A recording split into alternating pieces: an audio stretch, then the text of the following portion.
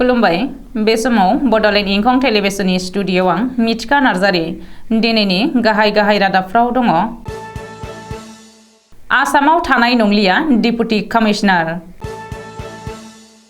जुनमनि राभानि सायाव नायबिजिरनायखौ सिबिआइनो होबाय नगाव आरो लखिमपुरनि एसपिखौ ट्रेन्सफार। रायजोआव सोलिगासिनो थानाय नकल सना आरो नकल रांनि फालांगिखौ 30 साननि गेजेराव फोजोबस्रांगोन बुंदों डिजिपि। शेरमान आलीनि पिएसअखौ बोखारबाय। फरायसालिनि फोरोंगिरिफोरनि थाखाय ड्रेस क'ड फोसावबाय। गसाइगावआव गुबुन रायजोनिफ्राय लाबोनाय अमा हमदों। बर' बिजोंनि जेंनाखौ लानानै बर' थुनलाइ आफाद आरो एबसुआ बर' मन्थ्रि आरो एमएलएफोरजों सावरायदों। जापाननि गागि लिरगिरि पद्मश्री डक्टर टमिय' मिजकामिजों गाहाय मन्थ्रि मदिआ लोगो हमदों। गुवाहाटी सायाव सुइमिं क'चनि हेंथायै सेक्सुवेल हेरेसमेन्टनि अजद। 1 जुन 2023 निफ्राय आसाम आयेन आफाद सेक्रेटारियेटआव बर' राव फोरोंथाय मावबादा। दानिया फैदोनि आबुं रादाबाव।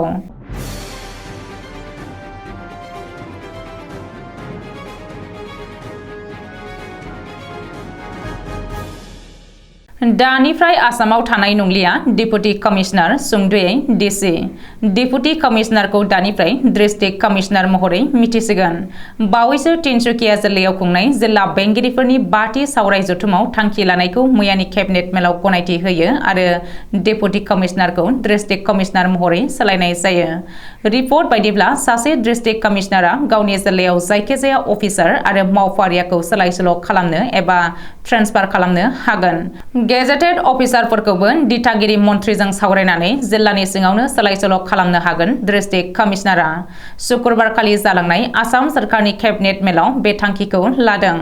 मख'नो गोनांदि गिबि मन्थ्रि डक्टर हिमन्त बिश्व शर्मानि दैदेननायाव मैया शुक्रबारखालि जनता भवनाव आसाम सोरखारनि सप्तायारि केबिनेट मेल जथुमदों। बे केबिनेट मेलाव आसाम सोरखारनि केबिनेटआ माखासे गोनां थांखिफोर लादों। केबिनेट मेलाव लानाय थांखिफोरखौ सोलोंथाइ मन्थ्रि डक्टर रनज पेगु आरो मन्थ्रि पीयूष हाजरिका मोना जथाय खौरांगिरि मेल खुंनानै रोखायै फोरमायथिदों। मन्थ्रि बिथांमोना खौरांगिरि मेलाव फोरमायथिनाय बायदिब्ला दानिफ्राय प्रि प्राइमारि आरो प्राइमारि एडुकेशन एबा गुदि सोलोंथाइखौ बिमा रावजोंनो होनाय जागोन।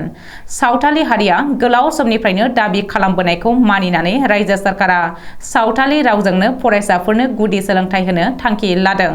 सावथाली हारिनि फरायसाफोरा अल चिकी हांखोजों बिमा रावावनो सोलोंथाइ लानो हागोन।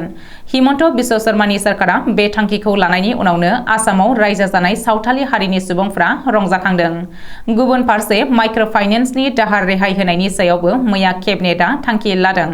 थांखि बायदियै 25,000 रांसिम दाहार लानाय आइजोफोरनि दाहारखौ 3थि खोन्दोआव सुख'गोन। बेनि थाखाय सरकारा गिबि खोन्दोआव 1,600 कौटि रां, नैथि खोन्दोआव 190 कौटि रांसिम माइक्र' फाइनेन्सनो रां सुख'दों। एसआइ जुनमनि राभानि जिउ गोमानाय जाथायनि नायबिजिरनायखौ सिबिआइनो होबाय। बे जाथायनि सायाव सिआइडिनि नायबिजिरनाया सोलिगासिनो थानाय समावनो बेनि बिबानखौ सिबिआइनो होबाय। डिजिपि जिपि सिंहआ दिनै मोनसे खौरांगिरि मेल खुंनानै जुनमनि राभानि जाब्रबथाय जानाय आरो जिउ गोमानाय जाथायनि नायबिजिरनायखौ सिबिआइनो होबाय होननानै फोसावदों। जुनमनि राभानि नखरनि सोद्रोमाफोरा सिबिआइ नायबिजिरनाय दाबि खालामनायनि उनाव नखरा नागिरोब्ला आरो गोनां जायोब्ला सिबिआइनो नायबिजिरहोगोन होननानै गिबि मन्थ्रि डक्टर हिमन्त बिश्व शर्मायाबो बुंदोंमोन। ओरैहाय जुनमनि राभानि बे जाथाया रायजोनाङै गोख्रों दान्थे-बिदान्थे सोलिहोगासिनो थानाय समावनो नगाव आरो लखिमपुरनिफ्राय एसपिखौ ट्रेन्सफार खालामदों होननानै खौरां मोन्दों। डिजिपिनि बिथोन बायदियै नगावनि एसपि लीना दले आरो लखिमपुरनि एसपि वेदान्त माधव राजगुवाखौ ट्रेन्सफार खालामनाय जादों। बेनि अनगायैबो बे मोननै जिल्लानि गोबांसा पुलिस अफिसारफोरखौबो सोलाय-सोल' खालामदों होननानै मिथिनो हादों। बेनि सिगां थांनाय हराव आसाम पुलिसनि स्पेसियेल डिजिपि हरमित सिंहनि बिथोन बायदियै 4 पुलिस अफिसारनि रिजार्भ क्लज खालामना होदोंमोन। जुनमनि राभानि केसखौ बिथा खालामनानैनो रिजार्भ क्लज खालामजानाय 4 पुलिस अफिसारा जादों नगावनि एडिशनेल एसपी रूपज्योति कलिता नगाव सदर थानानि ओसि मनोज राजबंशी नर्थ लखिमपुर सदर थानानि ओसि भास्कर कलिता आरो नावबैसा आउटपोस्टनि आईसी सन्जीव बरा एडीजीपी हरमित सिंह आसाम पुलिसनि गाहाय मखरनिफ्राय बे बिथोनखौ हरदोंमोन। रायजोआव सोलिगासिनो दङ नकल सना आरो नकल रांनि फालांगि। एसआई जुनमनि राफाया लामा जाब्रबथायाव सोमोनांथावै जिउ गोमानाय जाथायनि उनाव रायजोआव नकल सना आरो नकल रांनि फालांगिया गोख्रोंसिनै सावरायजादों। नाथाय रायजोआव सोलिगासिनो थानाय नकल सना आरो नकल रांनि फालांगिखौ फोजोबनो थांखि लादों।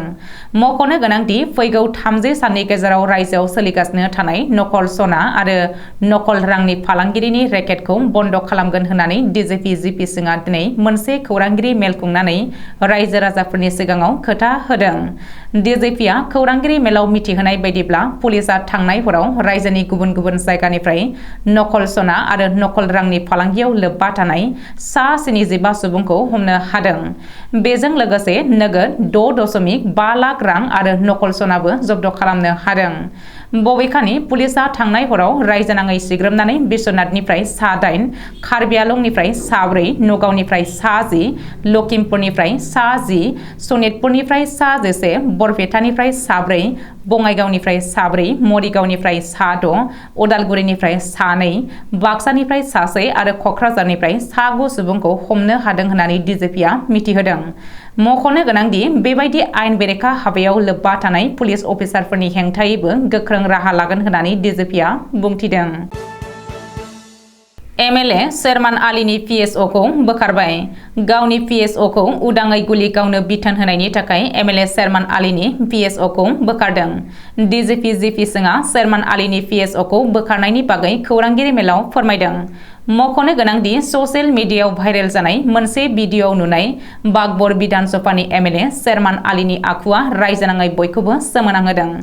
मोननो गोनां रांखौ बिनायनि थाखाय गावनि देहा बेंग्रा पिएसअखौ मण्डल कंग्रेसनि सासे आफादगिरिखौ गुलि गावनो बिथोन होदोंमोन शेरमान आलीआ। नाथाय गाव बिथोन होनायनि उनावबो सेलाइनि गुलि बेरिनि थाखाय एमएलए शेरमान आलीआ गावनि देहा बेंग्राखौ गाज्रि रावजों रायदोंमोन। नोजोर होनो गोनांदि थांनाय 17 मे खालि शेरमान आली आहमेदआ मोनसे पन्चायतनि न'खौ बेखेवदोंमोन।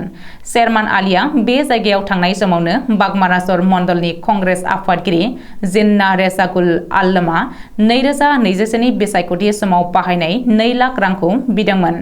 बिसायख'थिया बोसोरनै बारलांनायनि उनावबो बाहायनाय रांखौ मोनफिनिनि थाखाय बिनायाव शेरमान आलीआ रागा जोंखाङो आरो मण्डल कंग्रेसनि आफादगिरिखौ गुलि गावनो बिथोन होयो। नाथाय गावनि बिथोनखौ मानिनि थाखाय गाज्रि रावजों देहा बेंग्राखौ रायो।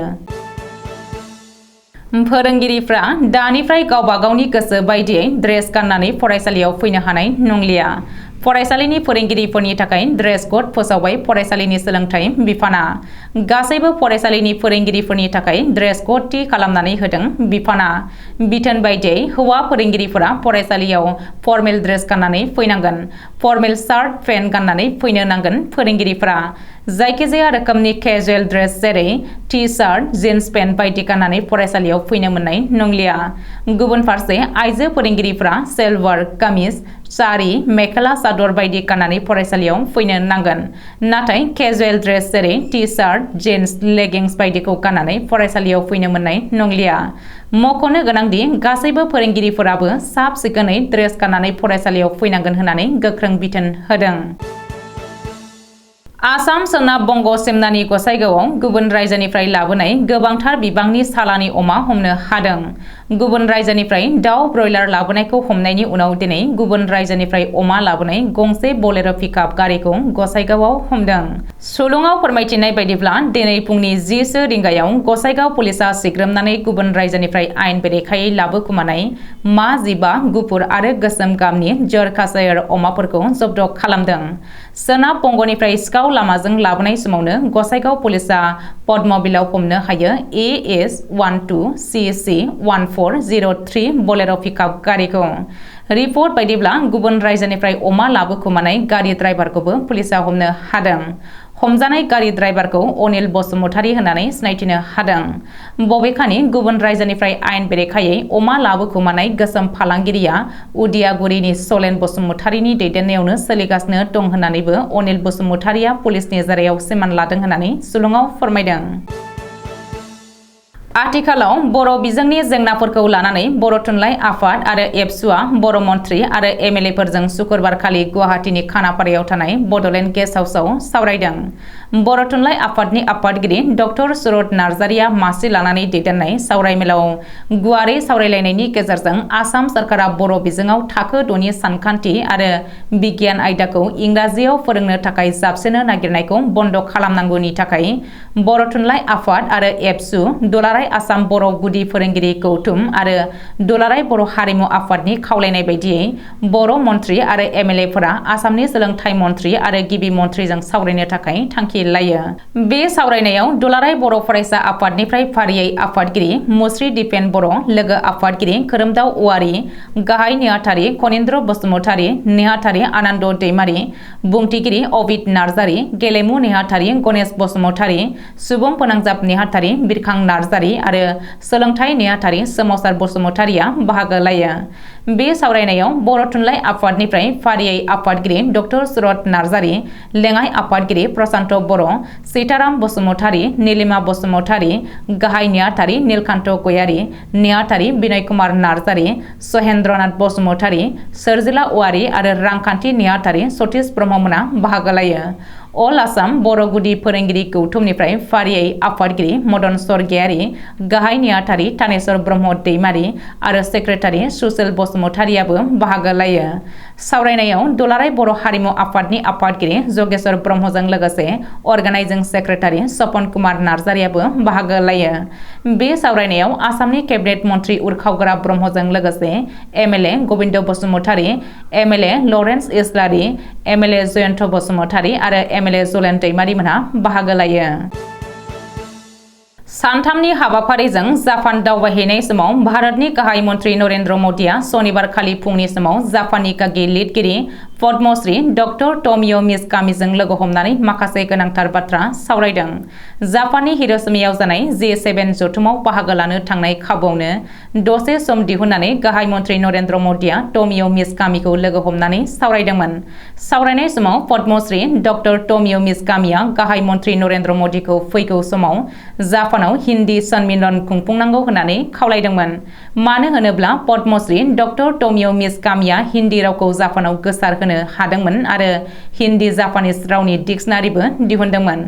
मख'नो गोनांदि आसाका मुलुगसोलोंसालिनि प्रफेसर डक्टर टमियो मिजकामीया थांनाय 2018 मायथाइयाव भारतनि पद्मश्री बान्थाखौ आवथायनो हादोंमोन आरो बेनि सिगाङाव 2001 मायथाइयाव उत्तर प्रदेश सरकारनिफ्राय हिन्दी रत्न बान्थाखौ मोननो हादोंमोन। 81 बोसोर बैसोनि पद्मश्री डक्टर टमियो मिजकामीया 1965-1968 मायथाइयाव एलाहाबाद फरायसालिमानिफ्राय हिन्दी आयदायाव ग्रेजुवेट जानो हादोंमोन आरो 1983 मायथाइयाव हिन्दी इउनिभार्सिटिनिफ्राय हिन्दी आयदायाव मास्टार डिग्रीखौ लानो हादोंमोन। गुवाहाटी साइस लगाव ट्रेनिं सेन्टाराव सुइमिं एबा दैयाव सानस्रिनाय फोरोंग्रा कच मृणाल बसुमतारीनि हेंथायै सेक्सुएल हेरेसमेन्टनि अजद सिखारदों। सनिबारखालि कच मृणाल बसुमतारीनि हेंथायै गुवाहाटी पल्टन बाजार थानायाव एफआइआर होदों। सुलुङाव फोरमायथिनाय बायदिब्ला स्पर्ट्स अथरिटी इन्डिया एबा साया सेक्सुएल हेरेसमेन्टनि सायाव एसेबो सहायनाय नङा आरो दायनिगिरिखौ निमाहा होनाय नङा। बेनिखायनो गुवाहाटी साया सिगाङावनो जाथायनि सोमोन्दै नायबिजिरग्रोखाबाय आरो बेखायनो दिनै सनिबारखालि गुवाहाटी पल्टन बाजार थानायाव एफआइआर होबाय होननानै मिथिहोदों। आसाम आयेन आफादनि सेक्रेटारियेटआव थानाय गासैबो मावफारियाफोरा आथिखालाव बर' रावखौ रायज्लायनो रोंजोबा एबा गोनांथिबो सानाखै।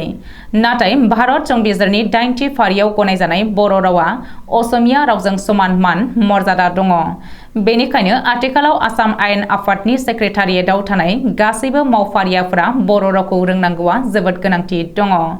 बे बिथिंखौ नोजोर होनानै आसाम सरकारा सेक्रेटारियेटनि बयबो मावफारियाफोरखौ बर' राव रायज्लायनो फोरोंथाय होनो थाखाय फैगौ 1 जुन 2023 निफ्राय खोन्दो खोन्दोयै फोरोंथाय मावबादा खुंनो लादों।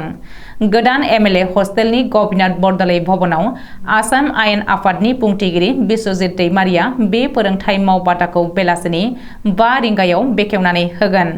बेनि उनाव खोन्दो खोन्दोयै अफिसारफोरनि थाखाय आलादा आरो 3थि आरो 4थि थाखोनि मावफारियाफोरनि थाखाय आलादायै समबार, बुधबार आरो शुक्रबार खालि सप्तायाव सानथाम बर' राव रायज्लायनो फोरोंथाय मावबादा खुंनाय जागोन होननानै आसाम आयेन आफादनि प्रिन्सिपाल सेक्रेटारिया फोसावलाय एबा बिथोन होदों। दिनैनि रादाबा एसेनोसै। गोजोन्थों।